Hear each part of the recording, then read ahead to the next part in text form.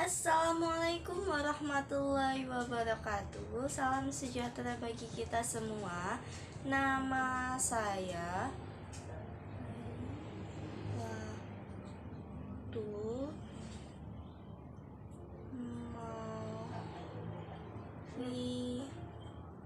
Watu NIM 221 F10119 dari kelas 22B Prodi Pendidikan Luar Biasa. Mata kuliah Pendidikan Anak Disabilitas Daksa. Dosen pengampu Bunda Sugihartati SPD MPD.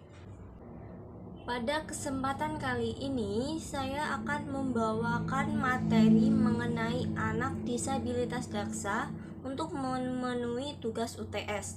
Ada beberapa poin penjelasan mengenai disabilitas daksa. Yang pertama ada penyebab, yang kedua dampak, yang ketiga hambatan, yang keempat klasifikasi. Sebelum menuju poin penjelasan, ada beberapa pendapat ahli mengenai pengertian anak tunadaksa. Yang pertama itu ada dari Sujihati Somatri, yaitu suatu keadaan rusak atau terganggu sebagai akibat gangguan bentuk atau hambatan pada tulang, otot, sendi dalam fungsinya yang normal. Kondisi ini dapat disebabkan oleh penyakit, kecelakaan, atau dapat juga disebabkan oleh pembawaan sejak lahir. Yang kedua ada dari Muhammad Effendi, yaitu ketidakmampuan anggota tubuh untuk melaksanakan fungsinya disebabkan oleh berkurangnya kemampuan anggota tubuh tersebut untuk melaksanakan fungsi secara normal, akibat mungkin dari luka, penyakit, atau pertumbuhan. Yang ketiga ada dari Samuel Akir yang dialihbahasakan oleh Muhammad Amin dan kawan-kawan, mengemukakan bahwa seseorang dikatakan anak tunadaksa jika kondisi fisik atau kesehatannya mengganggu kemampuan anak untuk berperan aktif dalam kegiatan sehari-hari, baik di sekolah atau di rumah. Sebagai contoh itu anak yang mempunyai lengan palsu tetapi ia dapat mengikuti kegiatan sekolah seperti pendidikan jasmani, atau anak yang minum obat untuk mengendalikan gangguan kesehatannya, maka anak jenis itu tidak termasuk penyandang gangguan fisik. Tetapi jika kondisi fisik tidak mampu memegang pena, atau anak sakit-sakitan, mengidap penyakit kronis, sering kambuh sehingga ia tidak dapat bersekolah secara rutin, maka anak tersebut termasuk penyandang gangguan fisik tunadaksa. Kesimpulan secara ringan, tunadaksa adalah suatu keadaan tubuh yang tidak bisa melaksanakan fungsinya karena adanya masalah. Kemudian kita menuju poin pembahasan yang pertama, yaitu penyebab. Penyebab di sini terbagi menjadi 3 waktu, ada prenatal, natal, dan postnatal. Yang pertama prenatal, yaitu sebelum kelahiran. Secara umum, penyebab tunadaksa sebelum kelahiran itu meliputi ada faktor nutrisi ibu. Nutrisi pada masa kehamilan itu berpengaruh terhadap perkembangan anak. Nutrisi yang buruk itu menyebabkan bayi lahir mati, menghambat perkembangan otak, dan kelainan bawaan. Selain itu juga anemia pada kehamilan menyebabkan berat bayi lahir rendah. Kemudian ada faktor penyakit metabolik atau hormonal. Salah satu penyakit metabolik itu contohnya adalah diabetes mellitus. Anak dari ibu dengan diabetes mellitus ini akan mengalami hambatan perkembangan otak. Skor IQ anak itu berkolerasi negatif dengan metabolisme glukosa ibu hamil pada trimester kedua dan ketiga. Kadar glukosa ibu yang terganggu itu mempengaruhi memori bayi dan kemudian mempengaruhi kemampuan kognitif bayi. Cenderung memiliki perkembangan bahasa dan bicara yang lambat. Selanjutnya ada faktor bahan kimia radiasi mekanik. Konsumsi bahan kimia tertentu pada masa kehamilan itu dapat menimbulkan efek yang buruk terhadap janin dan kehidupan selanjutnya. Beberapa obat-obatan seperti thalidomide itu dapat menyebabkan kelainan bawaan. Paparan radium dan sinar ronsen itu juga dapat menyebabkan kelainan pada janin seperti mikrosefali, retardasi mental, dan spina bifida. Yang keempat, faktor penyakit infeksi. Infeksi yang sering menyebabkan kelainan kongenital itu toxoplasmosis, rubella, herpes simplex, dan lain-lain. Infeksi Toxoplasma gondii itu menyebabkan chorionitis. Yang kelima yaitu faktor gangguan imunitas. Erythroblastosis fetilis ini timbul atas dasar perbedaan golongan darah ibu dan janin sehingga membentuk antibodi terhadap sel darah merah janin. Antibodi ini masuk ke dalam peredaran darah janin yang menyebabkan hemolisis. Hemolisis itu menyebabkan hiperbilirubinemia dan kemudian menyebabkan kerusakan jaringan otak. Yang keenam ada hipertensi, kehamilan atau preeklamsia. Preeklamsia ini adalah peningkatan tekanan darah ibu sistolik lebih besar sama dengan 140 mm air raksa atau diastolik lebih besar sama dengan 110 mm air raksa pada usia kehamilan yang lebih besar sama dengan 20 minggu. Preeklamsia ini dapat menyebabkan masalah pada plasenta sehingga bayi bisa lahir prematur. Yang kedua ada natal, yaitu saat kelahiran. Faktor yang mempengaruhi itu ada faktor umur kehamilan. Anak lahir prematur itu memiliki resiko untuk mengalami gangguan motorik lebih besar daripada anak normal.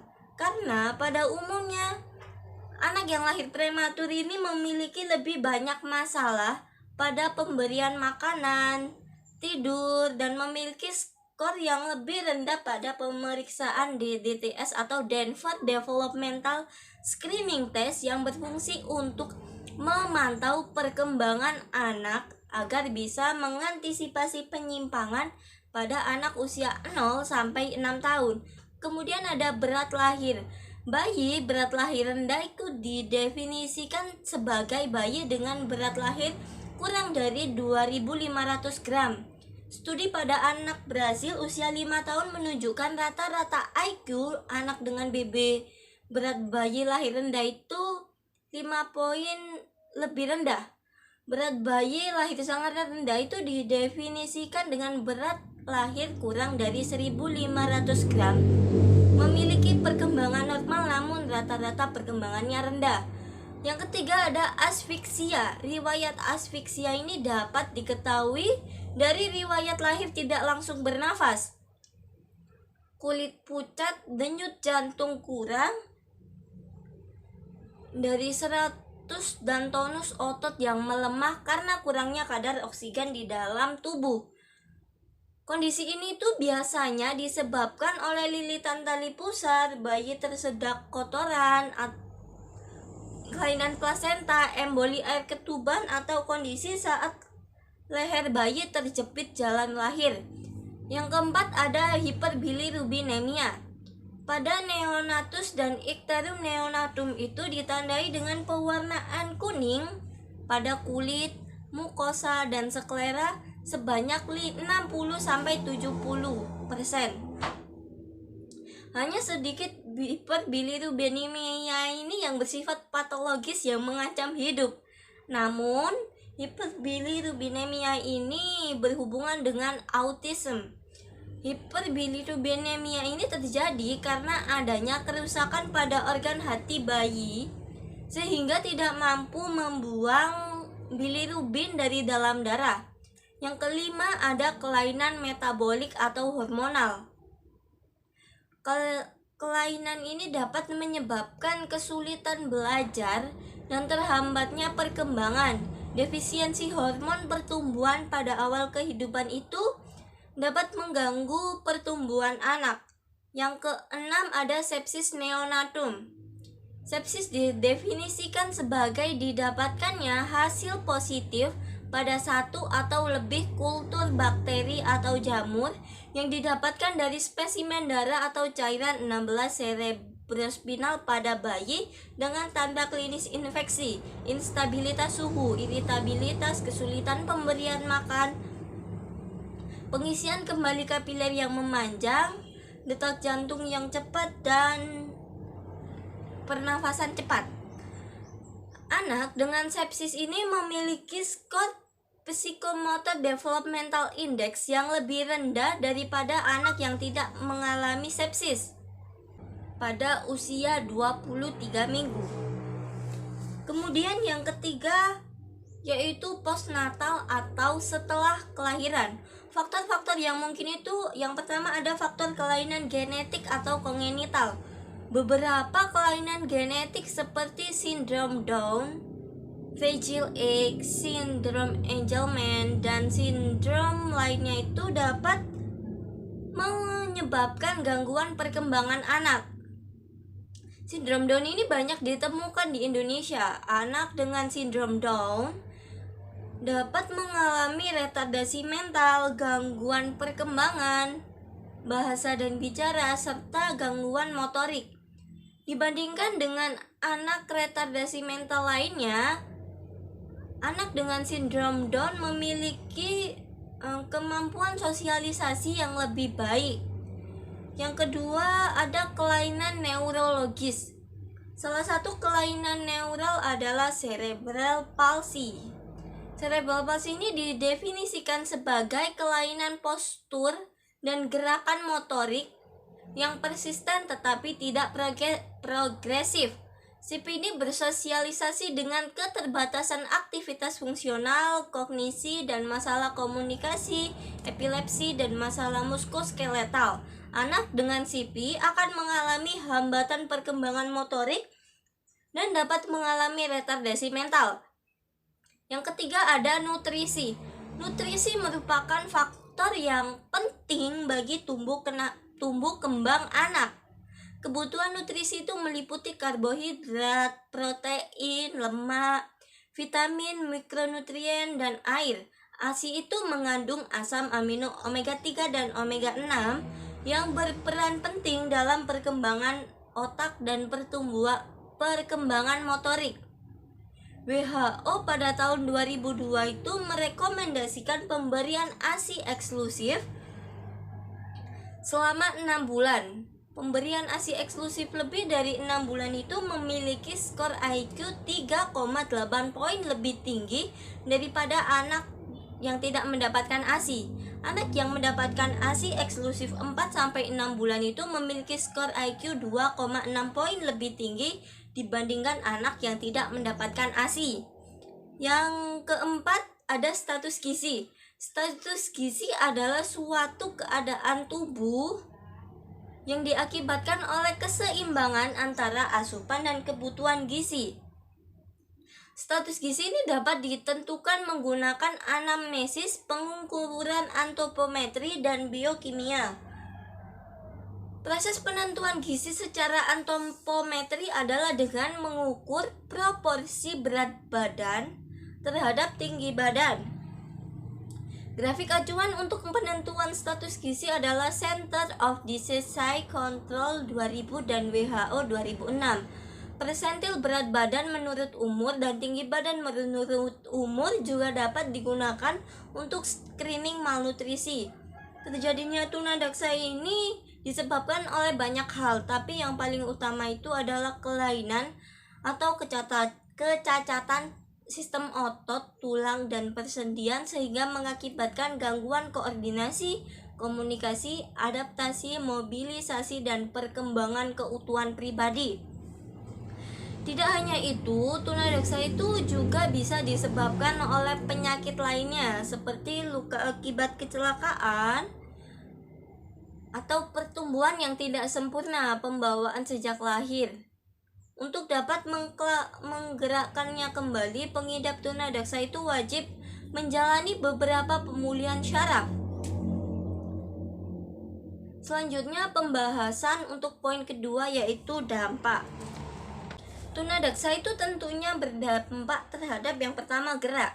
Keterbatasan gerak secara bebas itu menyebabkan eksplorasi lingkungan itu sulit dilakukan. Yang kedua terhadap kecerdasan. Pada umumnya tingkat kecerdasan anak yang mengalami kelainan pada sistem otot dan rangka adalah normal. Sedangkan anak yang mengalami kelainan pada sistem cerebral, tingkat kecerdasannya itu berentang mulai dari tingkat sangat rendah sampai dengan sangat tinggi. Hartman itu mengemukakan bahwa 45% anak CP itu mengalami keterbelakangan mental, 35% mempunyai tingkat kecerdasan normal dan di atas normal, sisanya berkecerdasan sedikit di bawah rata-rata. Artinya, anak dengan CP yang kelainannya berat itu tidak berarti kecerdasannya rendah. Yang ketiga ada persepsi. Persepsi itu meliputi pengalaman tentang objek, peristiwa, hubungan-hubungan yang diperoleh dengan menyimpulkan informasi dan menafsirkan pesan, serta memberikan makna pada stimulus indrawi. Secara psikologis, persepsi adalah proses mengetahui atau mengenali objek dan kejadian objektif dengan bantuan indera. Dan juga persepsi itu penting dalam studi perilaku organisasi. Yang keempat ada komunikasi. Setiap manusia itu memiliki potensi untuk berbahasa. Potensi tersebut akan berkembang menjadi kecakapan berbahasa melalui proses yang berlangsung sejalan dengan kesiapan dan kematangan sensori motoriknya. Pada penyandang tunadaksa jenis polio, perkembangan bahasa dan bicaranya itu tidak begitu normal. Lain halnya dengan penyandang CP. Gangguan bicara pada penyandang CP itu biasanya berupa kesulitan artikulasi, fonasi, dan sistem respirasi. Yang kelima ada koordinasi. Salah satu hambatan yang dialami tunadaksa adalah gerak koordinasi mata dan tangan. Gerak koordinasi mata dan tangan ini sangat diperlukan dalam melakukan aktivitas sehari-hari. Tetapi anak tunadaksa khususnya CP jenis spastik itu mengalami kesulitan dalam melakukan kegiatan yang berhubungan dengan gerakan koordinasi dengan mata dan tangan. Menurut Encyclopedia of Children's Health bahwa koordinasi mata dan tangan adalah kemampuan sistem visual untuk memperoleh informasi yang diterima oleh mata, sehingga anak bisa mengendalikan dan mengarahkan tangan untuk melakukan suatu tugas dengan baik. Yang keenam ada perilaku. Perilaku adalah tindakan atau aktivitas dari manusia itu sendiri yang mempunyai bentengan yang sangat luas antara lain berjalan, berbicara, menangis, tertawa, menulis, membaca, dan sebagainya. Tentunya beberapa hal di atas itu ada yang berdampak kepada anak tunadaksa. Namun bukan suatu hal yang tidak mungkin untuk mereka bisa melakukan hal-hal tersebut. Yang ketujuh ada adaptasi. Adaptasi adalah cara organisme dalam menghadapi tekanan lingkungan sekitarnya untuk bertahan hidup. Terkadang hal ini tuh berdampak kepada anak-anak tunadaksa. Karena apa? Pasti akan ada semacam diskriminasi, intimidasi, tekanan-tekanan yang bisa saja berdampak kepada mental anak sehingga sulit untuk beradaptasi dengan lingkungan tersebut. Selanjutnya ada physical disability, hambatan motorik. Perkembangan motorik anak itu terbagi menjadi motorik kasar dan motorik halus. Biasanya anak tunadaksa ini akan mengalami salah satu hambatan atau bisa saja keduanya.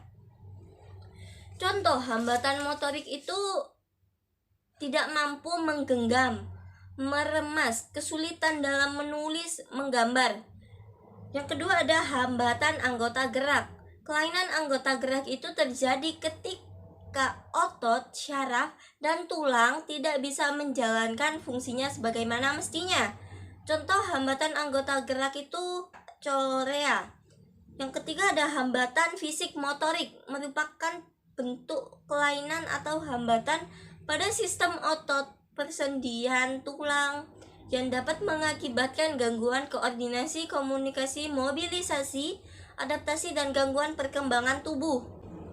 Dengan demikian, anak dengan gangguan fisik motorik itu mengalami hambatan atau kesulitan dalam melakukan kegiatan aktivitas sehari-hari yang berkaitan dengan gerak. Jenis hambatan fisik motorik ini sangat beragam dan kelainannya juga merentang antara ringan sampai berat. Jenis hambatan. Yang pertama itu ada hambatan fisik, mengakibatkan gangguan pada fungsi tubuh antara lain gerak tubuh, penglihatan, pendengaran, dan kemampuan berbicara. Hambatan fisik itu antara lain cacat kaki, punggung, tangan, jari, leher, netra, rungu, wicara raba, pembawaan. Jadi tunadaksa ditujukan bagi mereka yang memiliki anggota tubuh tidak sempurna.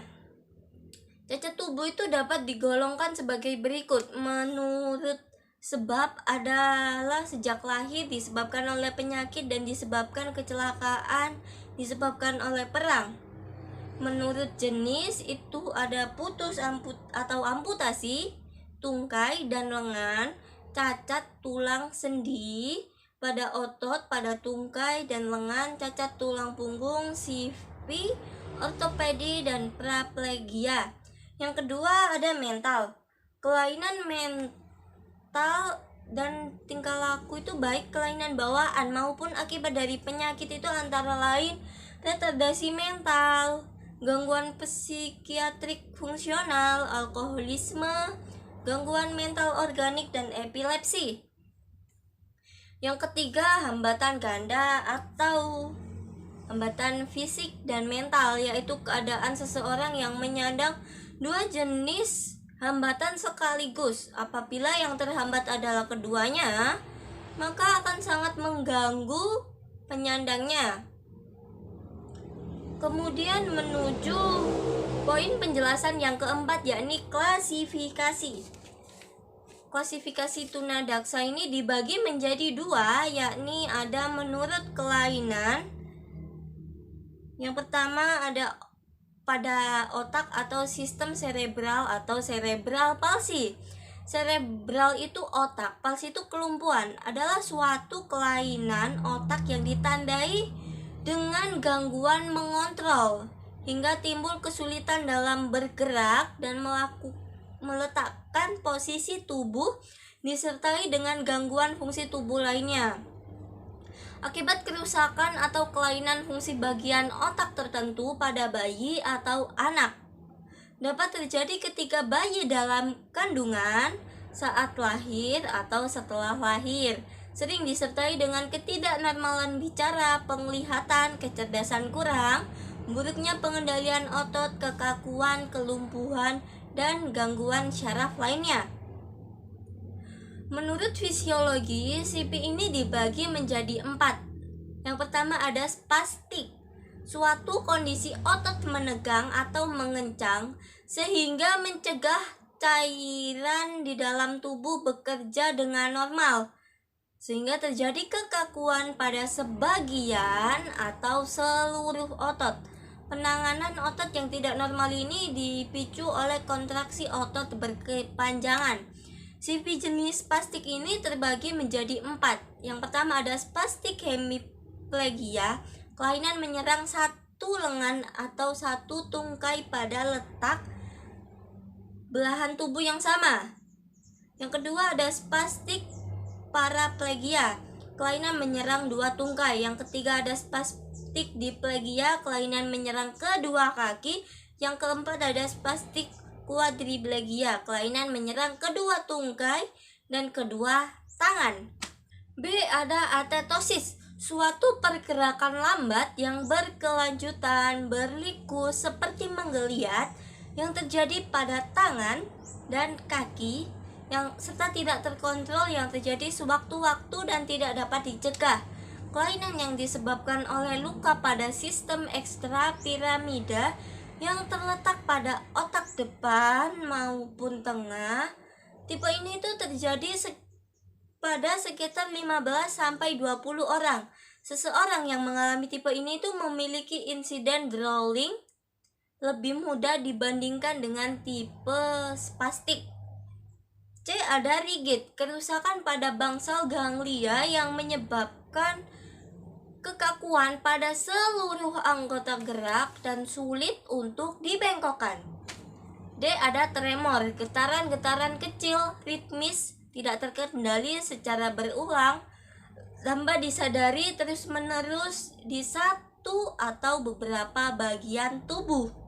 Penjelasan yang kedua pada sistem otot dan rangka, yaitu muskuloskeletal system.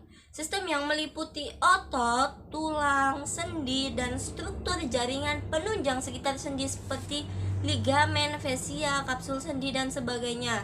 Karena berkaitan dengan syaraf, maka sering disebut dengan sistem neuromuskuloskeletal. Sistem ini tuh berperan penting dalam gerakan tubuh. Oleh karena itu, bila sistem ini terganggu, kemampuan dalam bergerak dan melakukan aktivitas pun bisa terganggu. Gangguan yang biasanya terjadi karena masalah ini ada poliomielitis, yaitu suatu infeksi penyakit pada sumsum tulang belakang yang disebabkan oleh virus polio. Akibatnya berupa kelumpuhan yang sifatnya permanen, namun tidak berdampak pada kecerdasannya. Poliomielitis ini dibagi menjadi 3 tipe. Yang tipe pertama poliospinal, yaitu kelayuan pada otot, leher, sekat dada, tangan, dan kaki. Tipe ini paling sering ditemui akibat invasi virus pada motor neuro di cornu anterior medulla spinalis yang bertanggung jawab pada penggerakan otot-otot. Kelumpuhan maksimal terjadi cukup cepat antara 2-4 hari dan biasanya timbul demam serta nyeri otot. Kelumpuhan paling sering itu asimetris. Tipe kedua yaitu poliobulbar, kelumpuhan fungsi motorik atau lebih syaraf tepi, ditandai dengan adanya gangguan pernafasan. Tipe ini itu terjadi ketika poliovirus menginvasi dan merusak syaraf-syaraf di daerah bulbar batang otak. Deskonstruksi syaraf-syaraf ini melemahkan otot-otot nervus kranial, menimbulkan gejala encephalitis dan menyebabkan susah bernafas, berbicara, dan menelan.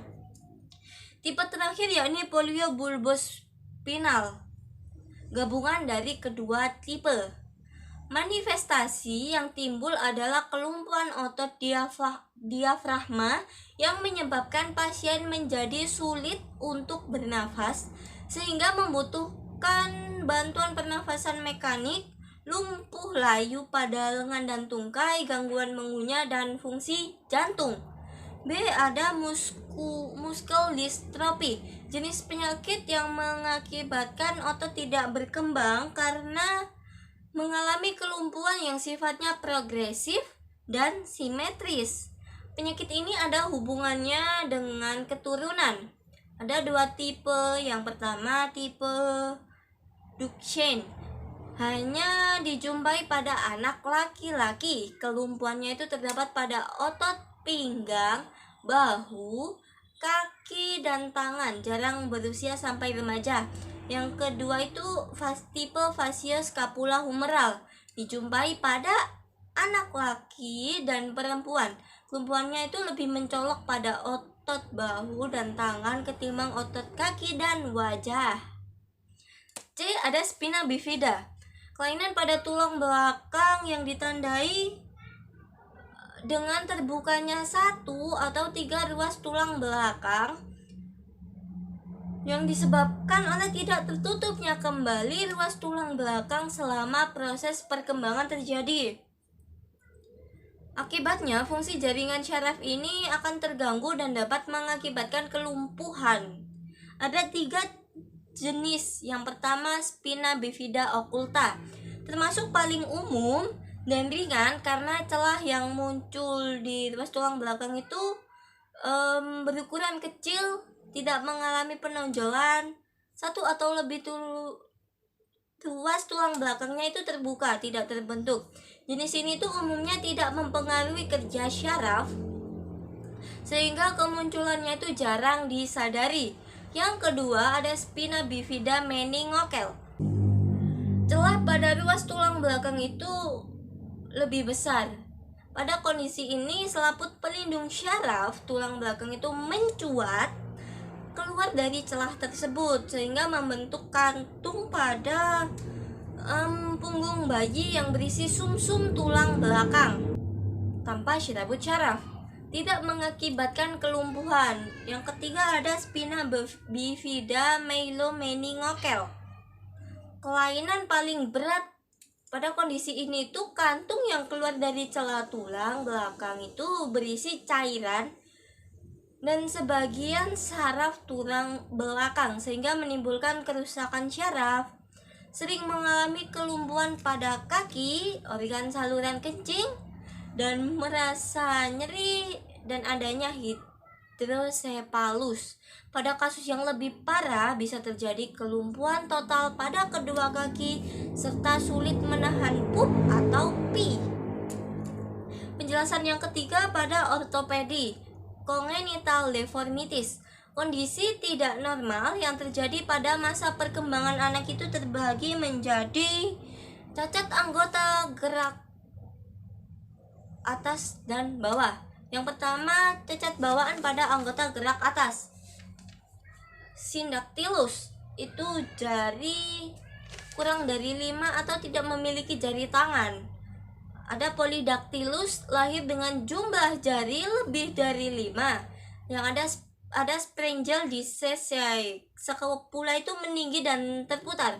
Ada torticollis, leher miring ke kiri atau ke kanan, otot lehernya tegang sebelah, wajah dan mata tidak simetris.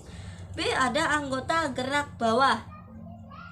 Ada dislokasi panggul ketika pertumbuhan otot sendi pangkal paha tidak sehat sehingga kepala sendi itu tidak dapat masuk ke dalam mangkuk sendi. Ada genu recurvatum, yaitu suatu kondisi yang terjadi ketika sendi lutut melakukan gerakan meluruskan lutut ekstensi secara berlebihan sehingga menyebabkan tekanan pada struktur lutut dan bagian belakang sendi lutut. Dapat disebabkan karena kongenital atau bawaan sejak lahir maupun karena melakukan aktivitas-aktivitas dengan intensitas tinggi yang melibatkan sendi lutut. Genu recurvatum ini dapat menyebabkan kesulitan pergerakan dan berjalan. Penanganannya akan disesuaikan dengan kondisi pasien, misalnya dengan obat-obatan, fisioterapi, pemakaian alat bantu, dan yang terakhir operasi. Kemudian ada pseudoartrosis. Letak kelainannya itu pada tulang fibia dan tibula. Diduga disebabkan oleh terlilitnya tibia fibula oleh plasenta, akibatnya antara lutut dan kaki itu terganggu saat berjalan.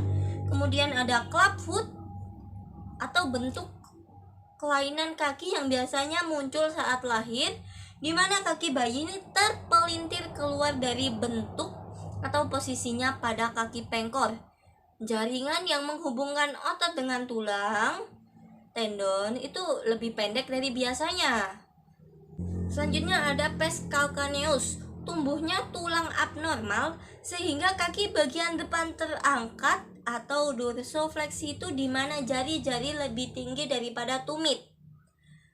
Kemudian ada pes cavus, adalah kondisi di mana kaki melengkung, kaki tampak lebih yang ditandai dengan sedikit atau tidak menyentuhnya orcus latitudinalis literalis ke tanah ketika diberi beban oleh tubuh.